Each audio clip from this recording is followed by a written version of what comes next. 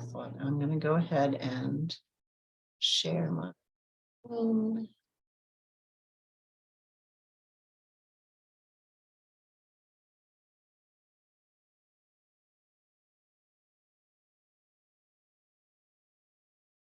Welcome, everybody, to our overview of the U.S. Student Fulbright Program.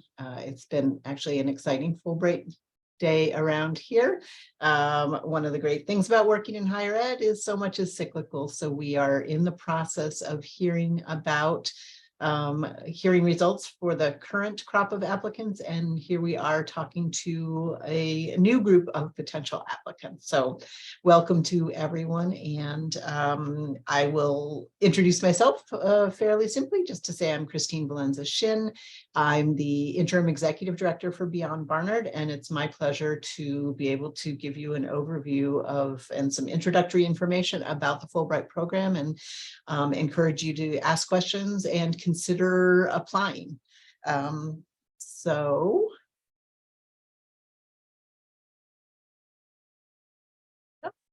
what we'll look at today is some information about the Fulbright program and some of the specific programs within it.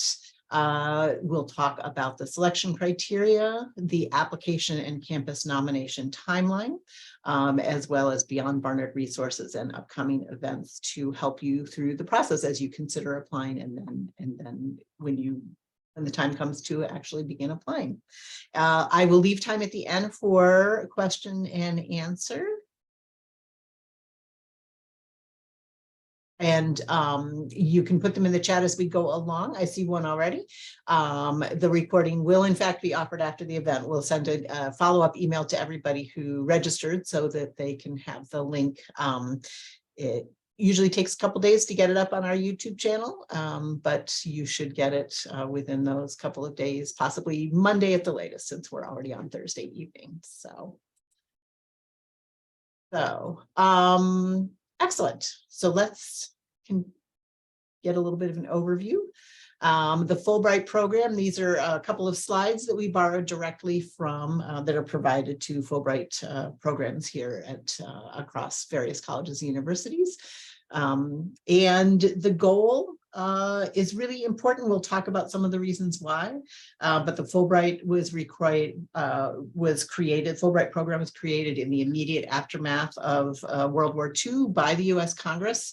And it has resided there ever since and grown into a huge cultural program with the goal of fostering mutual understanding between nations and advance knowledge across communities and improve lives around the world. So it's easy sometimes, or tempting sometimes, to skip over the mission statements and the goals of various organizations, but in the world of fellowships, very important to not only understand heading in, but to continue to come back through the application process to the mission and goals, so that you can write about that and pitch your application to that, and make sure that it's the right opportunity for you.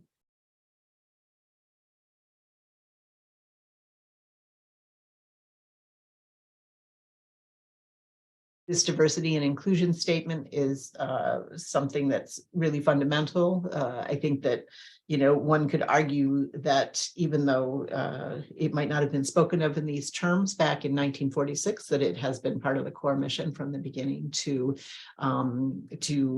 increase understanding across identities, across cultures. And so Fulbright, like many other organizations, has embraced this and strengthened this in recent years.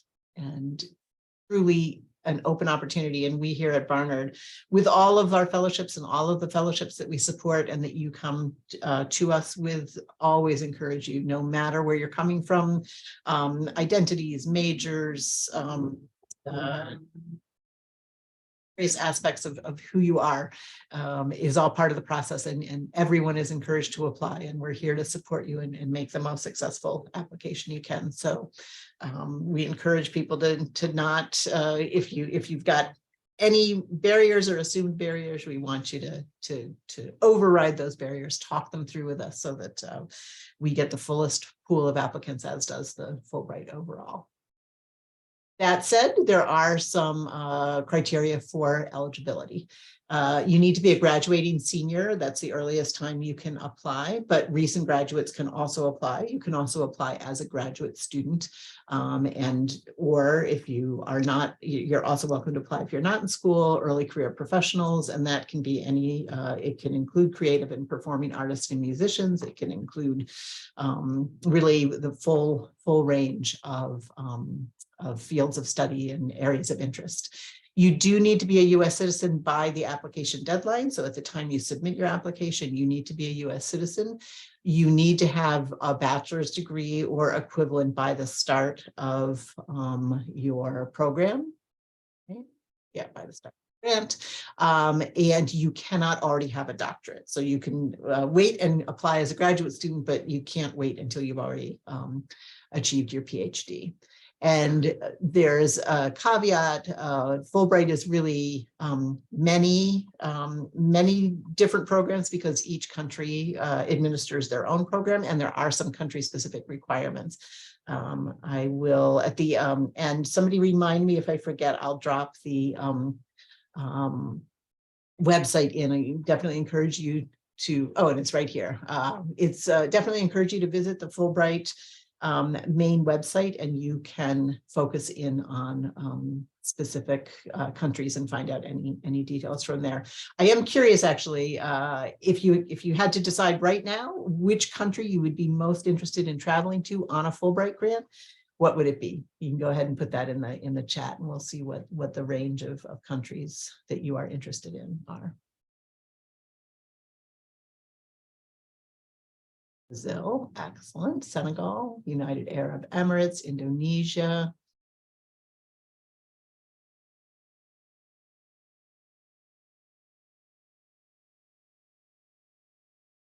I'll continue on, but feel free to continue to enter those, and we'll circle back towards the end and look at that. So there's two main types of programs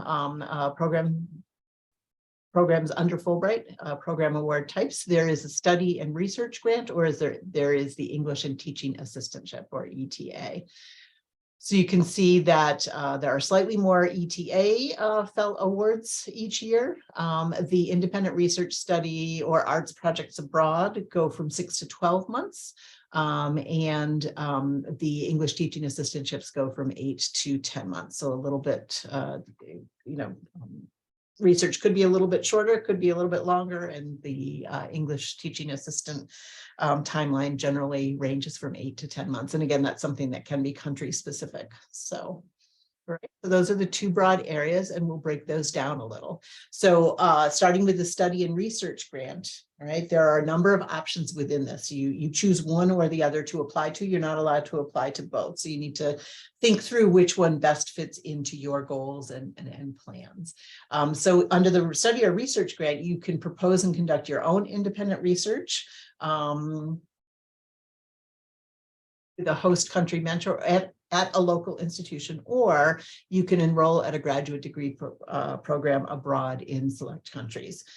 In general, the UK is one of the most popular destinations because it offers more than 30 partnerships with universities, but Taiwan, Australia, and Sweden are among some other countries that offer this option. And just a reminder, if you don't know, that that graduate school programs, master's programs in other countries, especially in the UK, are generally shorter, and often can be just the 1 year, 1 year in length, or the 9 months in length, and that's how the Fulbright helps support that. So generally, the study and research grants are really good for candidates who have previous research experience from their undergraduate level and a clear idea of what they want to do in their host country and how that project would fit in. The key thing, and this is something that comes up in a lot of the fellowships, is that Fulbright really cares about why that specific host country. What is it in particular about that country, that university, that is important to go there? And so you really need to think about that. What's compelling you to go there?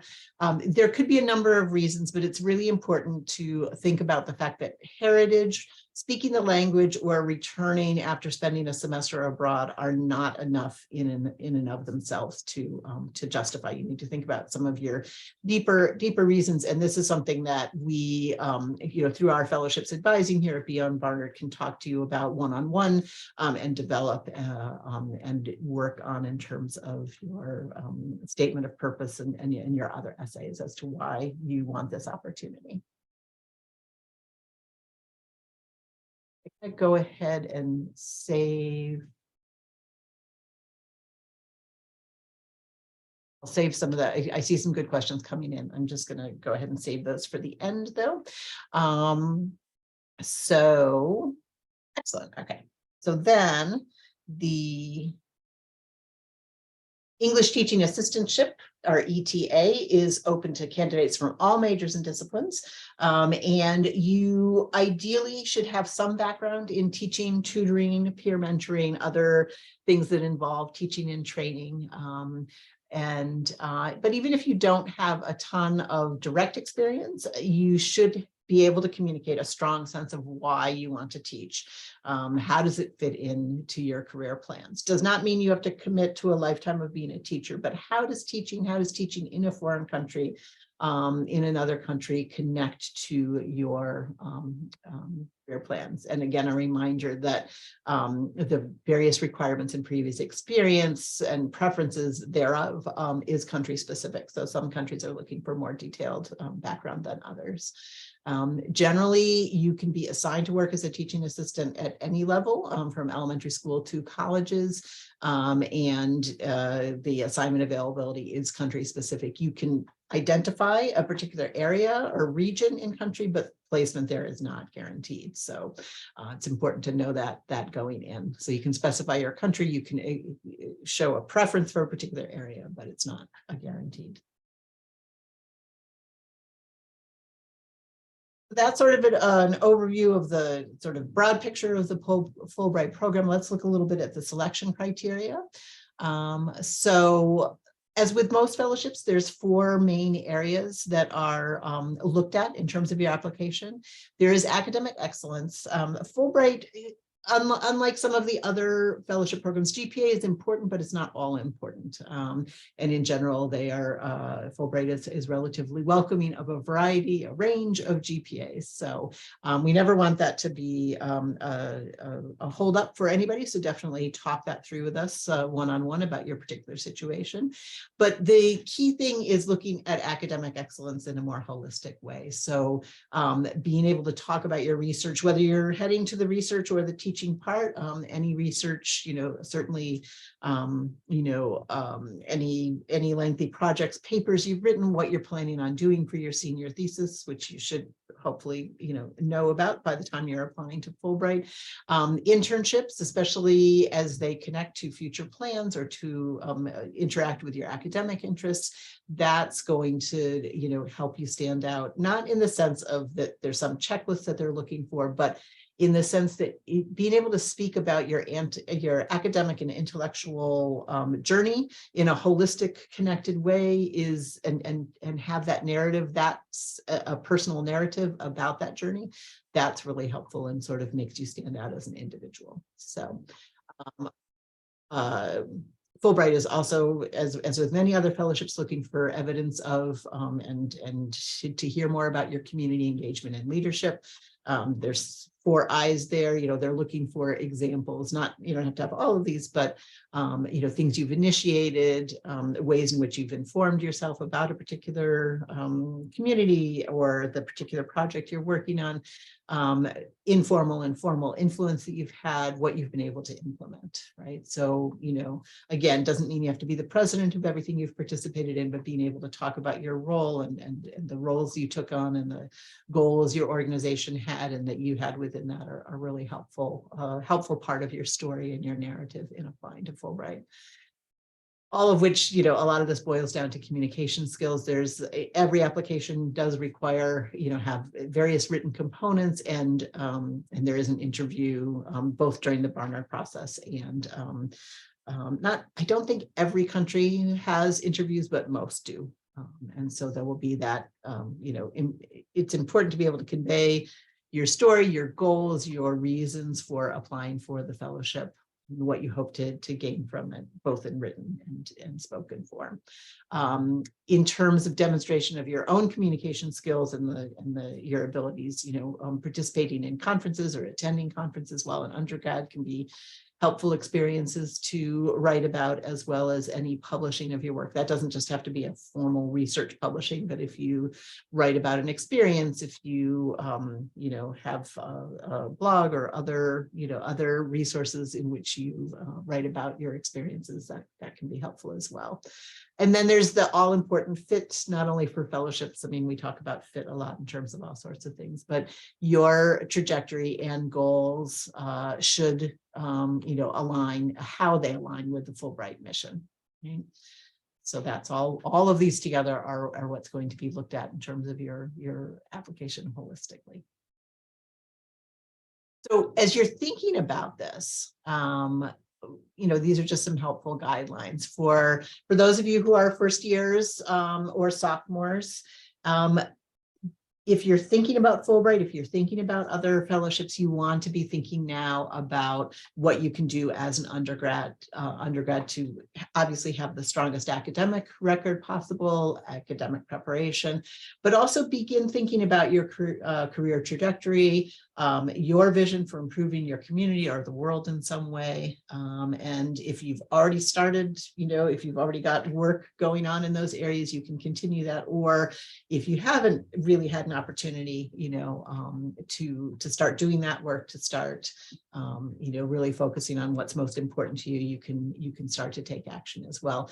If you don't have a vision yet, it doesn't, you don't have to have a clear, perfectly formed vision, but it's helpful to start moving towards that. So whether that's in with various mentors, peers, faculty members, us here at Beyond Barnard, and your other advisors, other people within your circle, you want to start reflecting about your future, contemplating what's important to you, talk to people, and take action on things that really resonate with you.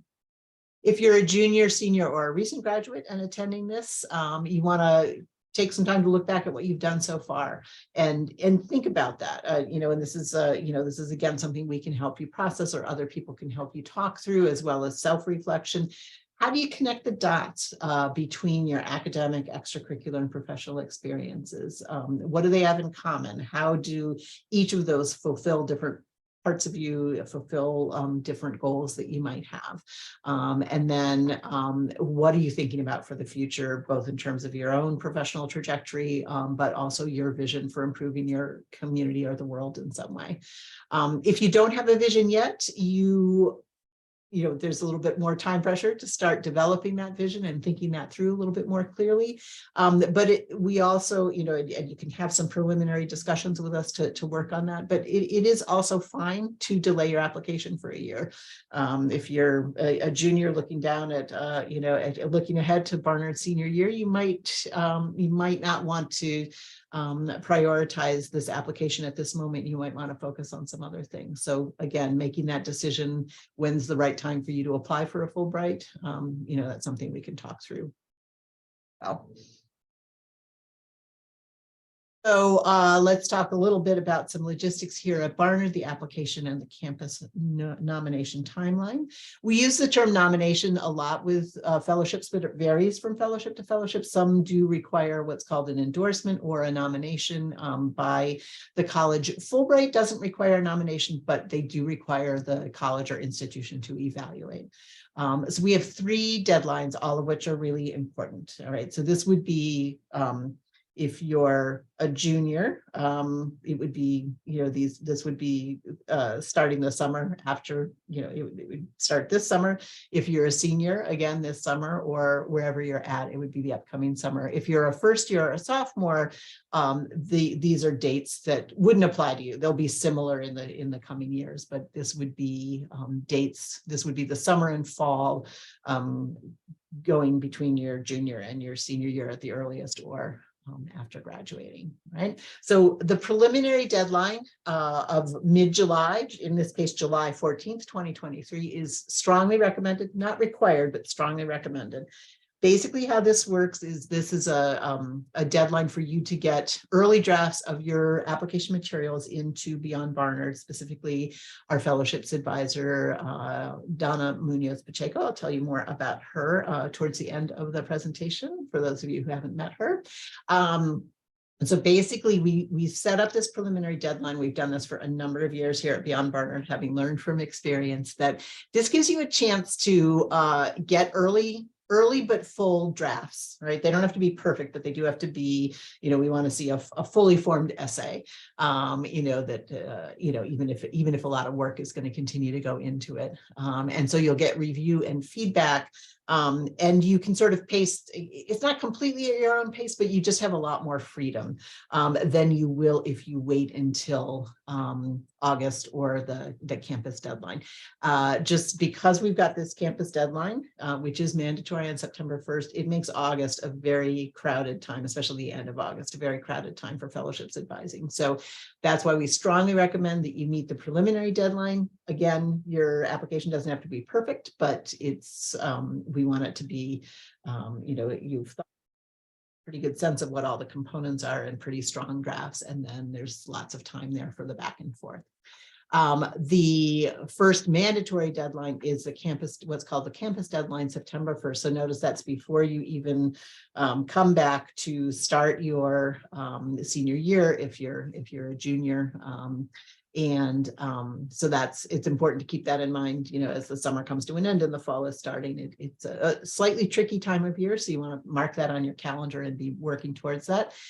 So this is a mandatory deadline and sends you through the Barnard evaluation process. All materials, including recommendation letters, are due then. And again, this is really beneficial to, we've almost every college and university sets this early deadline in order to have time to interview candidates, give feedback on your application, and make them as strong as possible. And now is a good time, I'll say it again at the end, but Barnard has a super strong record with Fulbright. We have multiple, we have applicants in as many as 30 or 40 applicants each year, a high number of semifinalists and a record-breaking number of finalists. We're what's called a high producing institution. I think we've gotten that the last 4 or 5 years in a row. So we've got a real strong history of success with this particular fellowship, and part of the reason why is the feedback that we're able to give you.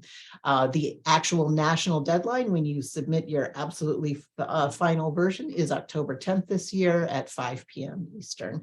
Although we always, as with most applications, we strongly recommend that you submit it at least 24 hours early in case of any technical difficulties. This is not an organization that's going to accept any variation on, but my server was down or this didn't work. So you want to make sure that you plan that. So those of you who are juniors, seniors, or recent grads, you want to write these dates down now and make sure that they're, part of your consciousness and part of your calendar. Okay. Another thing to think carefully about the timing of is letters of references. This is generally, so for Fulbright, it's 3. Applying to the research and graduate program piece of it, you would need 3 faculty recommendations. If you're applying to the ETA program, you can have 2 faculty references, and an additional, a third one could be from a supervisor or professional, what's called a professional connection or a recommender. So it could be from an internship or some other activity. So you want to begin thinking about who you might ask in the, in the spring into early summer of the year you'll apply. And you want to be ready to share information about the fellowship with your potential recommender. You need to be, it's actually a good practice for being able to explain in a succinct way, either in writing or in a conversation, why you're applying, how the experience fits with your academic or career trajectory. So this is all good practice and gives them good sort of framework. And it's also really helpful to give them a draft of your application essay in advance of the deadline. So then they know what you're sort of focusing in on, and that can help them in setting that up. Want to give at least a month to prepare the letter. These are, recommendations carry a lot of weight, and, faculty members here at Barnard will do a very thoughtful job in So you want to give them time.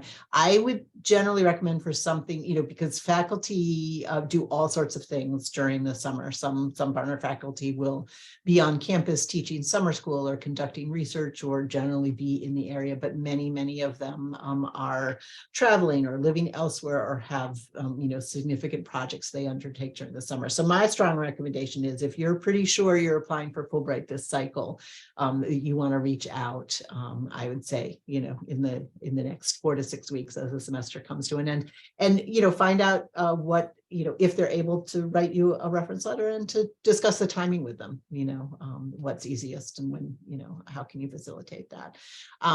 Sometimes you've got people in mind that you would like to ask, but there's some uncertainty about whether they'll say yes, and it's fine to use the suggested language or some variation on it. You want to sort of suss out early if somebody's going to have trouble meeting the deadline. You want to give them that opportunity to say, no, that's really just not doable this time around, or yes, it is doable, and then helping them stick to that deadline. So deciding, sometimes because you have to have 3 different reference writers, sometimes it's easy to think of 1 or 2, but the third one, it could be hard. Some people, it's hard to picture it, but that's definitely something we can talk through with you here at Beyond Barnard, what the criteria are, and you can sort of throw out all the people you're thinking about, and we can help you sort of talk through the balance and what a good combination is. So cues that tend to pop up at this point. All right. Fulbright does not favor any specific major. It is open to all majors, all fields of study. I mean, the research piece of it is going to most often be tied to a major or minor, but even then not exclusively. You might be interested in sort of a cross-discipline research project. But it's a great tip there, which is to take a look at all the websites of the various fellowships, including Fulbright, have past winners and announce that each year, and it's really can be very helpful to sort of look at where people are coming from and what their what the breadth is of their academic and career interests. And of course, you could just look for on LinkedIn. You could use Barnard and Fulbright as criteria and take a look at what various Barnard recipients of Fulbright over the years have studied. And as it should be clear, you absolutely can apply after you graduate from Barnard. Many of our recipients have been alums at the time of application. We try and say this early and often and keep repeating it. We still run into seniors who don't realize that you can still work with us at Beyond Barnard as an alum, not just for Fulbright, but anything. Beyond Barnard offers lifelong career and professional and graduate school advising support for all its graduates. The 3.7 GPA is often mentioned in some of the other highly competitive fellowships. Fulbright is highly competitive, but they are not as focused on a minimum GPA as some of the others. So we, again, encourage you to apply no matter how, where your GPA is at and how you think it compares to others or to various criteria. It's not the sole criteria. Do you need to have a plan for your future career? In general, yes. No one's going to hold this to you, but as this is the case for most fellowship applications, most graduate school applications, and and even sometimes in job applications, it's helpful to give a sense of how this fits in to your plans, what you're currently thinking of, and connect the dots. Where have you been? What are you focusing on currently? How does that connect to what you would like to do in the future? Don't have to have all these answers at the start. And I think one of the most exciting things about applying for fellowships and working closely with us here at Beyond Barnard on this is it's a process of discovery. And that sometimes through writing about this, drafting various things, talking to professors, talking to previous recipients of fellowships, things begin to crystallize, things begin to be a little bit clearer. Again, no one's going to pull out your Fulbright application 3 years later and say, wait, you said you were going to do X and now you're doing Y. It's not about that, but it is about genuinely being able to share what your plans are, what your vision is at this moment, and how does Fulbright fit into that and the Fulbright experience. And again, this is a time we'll go back to that mission. It's not just about you and your personal growth and your professional growth. It's what are you hoping to achieve out in the world? how are you specifically going to make the world a better place? Doesn't need to, you know, and that can be a very specific way, can be quite granular, but it needs to be genuine, and you need to be able to communicate about it effectively. Do some thinking on your general plan on how you're going to make that happen. So a couple things to help you through this whole process, and then we'll open it up to Q&A. So beyond Barnard resources, these are for fellowships in general, but definitely through the Fulbright process. We can give guidance whether you've decided on a specific nationally competitive scholarship like Fulbright or another program. But also if you're thinking about Fulbright, but you're not quite sure after this session that it's the right fit for you, definitely can talk through other possibilities. And then of course, because all of these are a competitive process, it's helpful to apply to more than one or to think about applying to more than one. So that's definitely something we can talk through, is what fellowships in addition to or instead of Fulbright could be a great fit for you. The Fulbright process is quite intensive in terms of supporting you in developing your application materials, and that can include interview prep, both for the Barnard series of interviews and then any specific country interviews that you so there are individual advising sessions, and then we also hold workshops and events. I'll highlight a couple of those in a moment. And this is for a variety of fellowship programs again, and we often try and bring back alums, either virtually or in person, who have received various fellowships, including Fulbright, to talk about their experience and give application tips and things like that. So a variety of ways we try and support. And of course, we're not the only people who support your faculty, mentors, various professors you've had. It's there's Fulbright and many other fellowship recipients across the Barnard and Columbia faculty. So again, you can look that up via LinkedIn, or you can look at it on their profile pages on the Barnard website in their academic departments, and it can be really a couple of specific programs that are coming up. If you are leaning towards the research and grad degree part of Fulbright, there'll be a virtual info session on April 19th at 1 p.m. And the following day, the focus on English teaching assistantship. So you could go to both info sessions, and that could help you decide which one is the better fit for you. And the very good news I have to share with you is that Donna Muniz Pacheco, our fellowships advisor, who had been out on leave, as some of you discovered over the past couple of months when you reached out to try and make an appointment, returned yesterday. We're really excited to have her back. She's excited to be back. She will be leading these 2 sessions, as well as she opened up all sorts of advising appointments. So you should be able to find those on Handshake. So I wanted to share that news with you and let you know that she'll be available.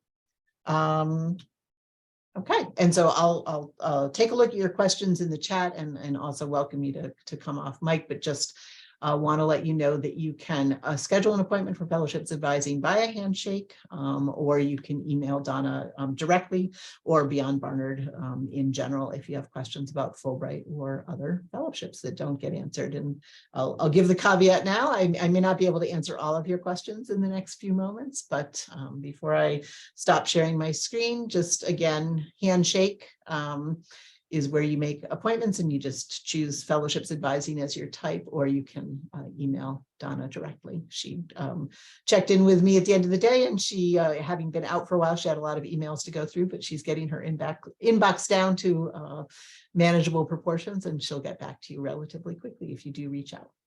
So, all right, I'm going to go ahead and stop.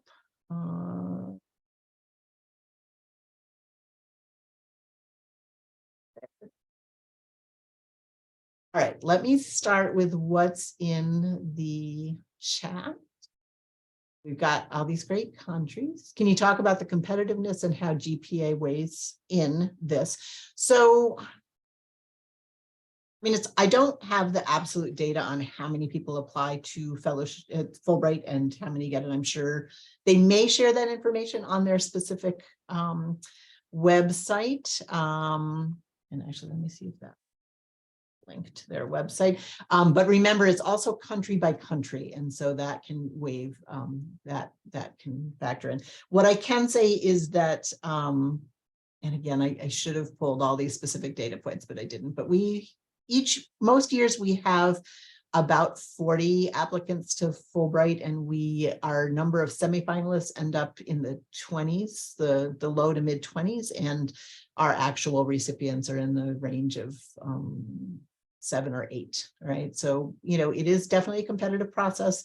It is a learning process, though. We really firmly believe that the process of applying is a really helpful process. And so even if you don't get the Fulbright Award that you were looking for in the end, it can set you up to apply again for Fulbright or to apply for future fellowships. And a lot of what you'll think about and write about and, put into your application can be used towards graduate school applications or, help in, your job search and all of that. So we mentioned that the recording will be shared afterwards. We've got a bunch of good countries: Brazil, Senegal, Taiwan. Does this grant cover just the research or the tuition as well? It covers everything as far as I know, like both the research and tuition, sort of depending on whether you're doing an independent project or a project within a university, that would be covered. I'm not sure of the extent to which all of your living expenses are covered. I think there should be more detail about that on the website, and Donna can also fill you in on as well. How many Barnard students apply? As I mentioned, we've got, sort of mostly in the 30s, we have approximately 30 to 40 applicants each year who go through the process and go through the interview and evaluation process. Okay. Other questions? As I said, feel free to, if you're comfortable, come off camera or come off mute to share your question, or you can type something into the box.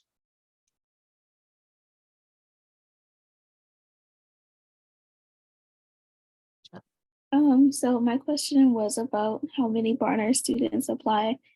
So you're saying usually 30 to 40 Barnard students apply and they all end up getting it?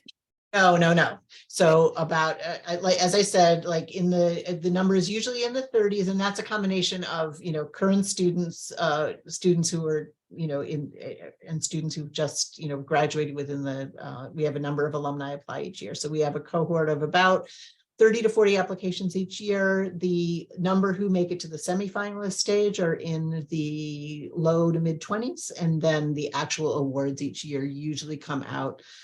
In recent years, it's been seven or 8 recipients, which is quite high, higher than a lot of other institutions. So definitely a competitive process, but the things that I should have mentioned this when we were looking at the criteria slide, the selection criteria, the things that are important to Fulbright are a really good match for what Barnard students are strong in. And so we really do encourage you, no matter how competitive the process feels, to apply if you're interested in. And part of what we do is help you put together a compelling personal application that strong contender, even if you don't ultimately end up with the fellowship. That's a good question. I don't know. Somebody asked, do most students apply as an undergrad senior or as an alum? I think it's more seniors than alums, but I'm not sure of the exact figures. So, but that's as I said, it's sort of a personal decision. I think that it's a popular, Fulbright in general is a popular thing to do as a post-grad year, whether you're heading straight into research in a graduate program, that end of it, or having the opportunity to teach English in a foreign country. It is a popular thing to do, in that, whether you think of it as a gap year or just the first year out. So I think more people do, but it's not everybody's ready for it. Yeah, so it's fine to apply afterwards. I don't think I don't think there's any difference in acceptance rate, whether you're currently a student or a recent grad or in graduate school. I think, all applications are treated the same. That's not a criteria that matters to them. So, other questions? Feel free to unmute or throw it up into the chat.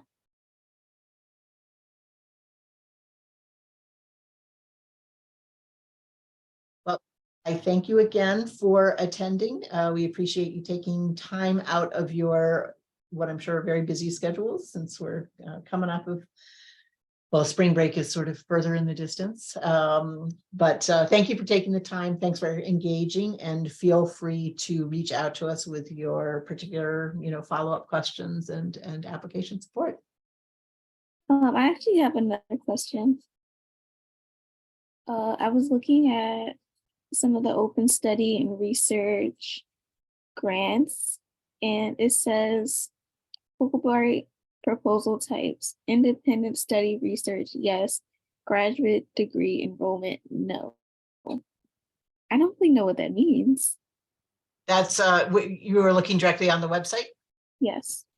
Yeah, so I don't think so there are other fellowship programs that cover more graduate schools. I think Fulbright, it can be a little bit narrow, but it is a possibility under certain circumstances. So were you looking under a particular country or just in general? This was for the UAE. Okay, yeah, so that type of thing can vary by country. So it sounds like the UAE does not support that Fulbright specifically doesn't support going to graduate school, but would support an independent research project. I see. So I would have to find. Yeah, you'd have to think about what you want to research, and then think about how can you do that research, and is there an organization within the UAE that could support you, not support you monetarily, but support, like align with your research goals, and possibly partner with you or provide just sort of a research home. Yeah.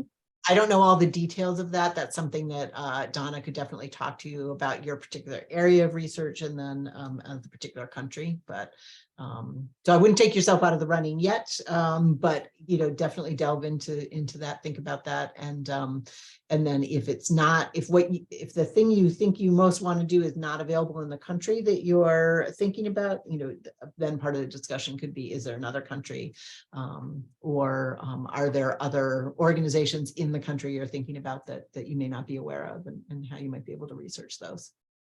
Yeah, that makes sense. Thank you. Very helpful. Other questions? Claire, Noelle, don't know if you're still here, but if you've got questions, let me know. Great. Lovely to meet all of you. Take good care and have wonderful evenings.